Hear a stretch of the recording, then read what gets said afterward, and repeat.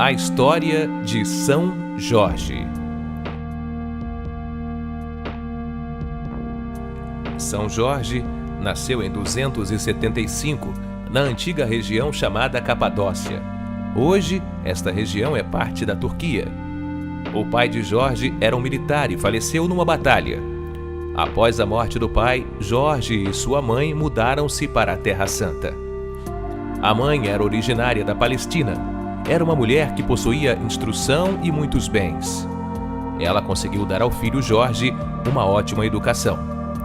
Ao atingir a adolescência, Jorge seguiu a carreira de muitos jovens da época e entrou para a carreira das armas, pois tinha um temperamento naturalmente combativo.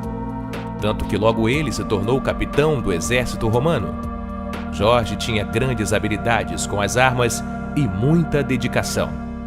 Por causa dessas qualidades, o imperador Diocleciano deu a ele o título nobre de Conde da Capadócia. Assim, com apenas 23 anos, Jorge passou a morar na alta corte de Nicomédia. Nesse tempo, ele exerceu o cargo de tribuno militar. Quando sua mãe faleceu, Jorge recebeu a herança que lhe cabia e foi enviado para um nível mais alto ainda, a corte do imperador. Lá, porém, quando começou a ver a crueldade com que os cristãos eram tratados pelo Império Romano, mudou seu pensamento. Ele já conhecia o cristianismo por causa da influência de sua mãe e da Igreja de Israel. Então, ele deu um primeiro passo de fé. Distribuiu todos os seus bens aos pobres. Mesmo sendo membro do alto escalão do exército, ele quis a verdadeira salvação prometida pelo Evangelho. Em 302, Diocleciano foi influenciado por Galério e publicou um édito que mandava prender todo soldado romano cristão e que todos os outros deveriam oferecer sacrifícios aos deuses romanos. Jorge foi ao encontro do imperador para objetar com ele e perante todos declarou-se cristão. Não querendo perder um de seus melhores tribunos, o imperador tentou dissuadi-lo, oferecendo-lhe terras, dinheiro e escravos.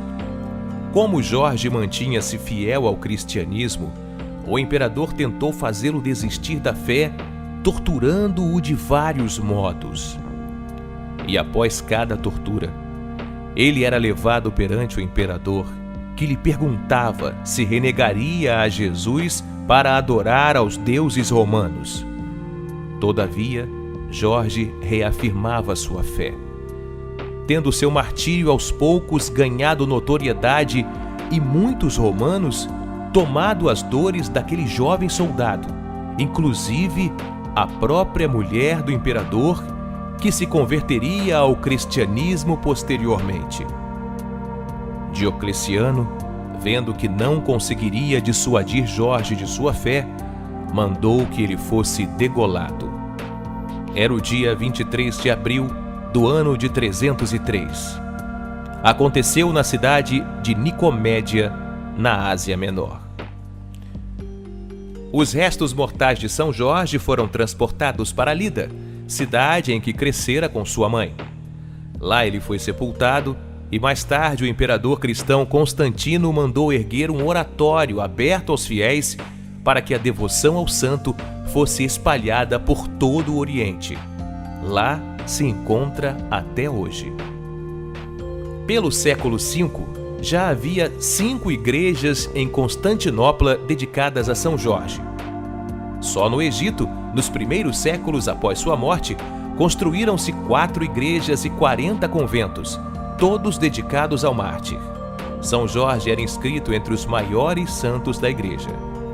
Ele foi escolhido como padroeiro da Inglaterra, de Portugal, da Lituânia, da Catalunha, de Gênova e de outras localidades do mundo.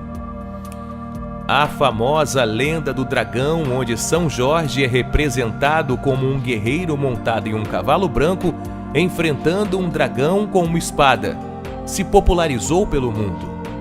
Diz a lenda que havia uma pequena cidade turca que era atacada periodicamente pelo animal.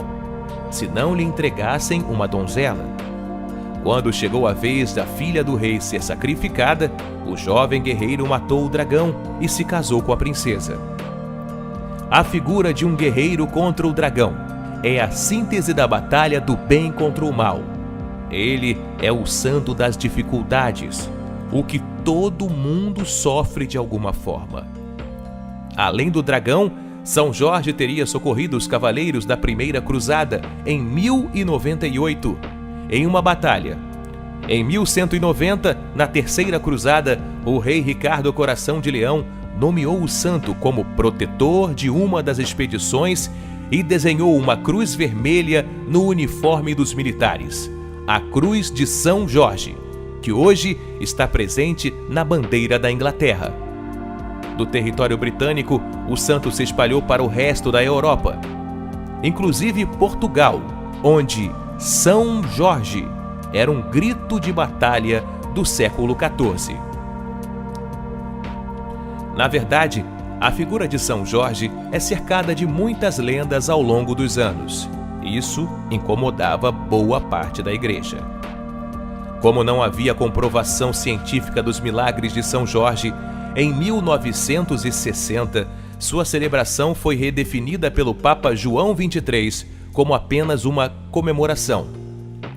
Quando da reforma do calendário litúrgico realizada pelo Papa Paulo VI, em 9 de maio de 1969, a observância do Dia de São Jorge tornou-se facultativa e não mais em caráter universal. De fato, a reforma retirou do calendário os santos dos quais não havia documentação histórica, mas apenas relatos tradicionais. Porém, tal expurgo não atingiu o santo da Capadócia. Falava-se daqueles tempos em cassação de santos. No entanto, o fato da festividade de São Jorge ter se tornado opcional não quer dizer que não seja reconhecido como santo.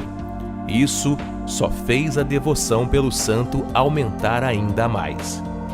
Em 2000, com o Papa João Paulo II, ele recuperou o status dentro da Igreja de figura de máxima importância. Guerreiro, batalhador, incansável e de fé. Esse é São Jorge e é assim que seus devotos o enxergam. Ele viveu sob o senhorio de Cristo e testemunhou o amor a Deus e ao próximo. Que ele interceda para que sejamos verdadeiros guerreiros da fé e do amor. São Jorge, rogai por nós.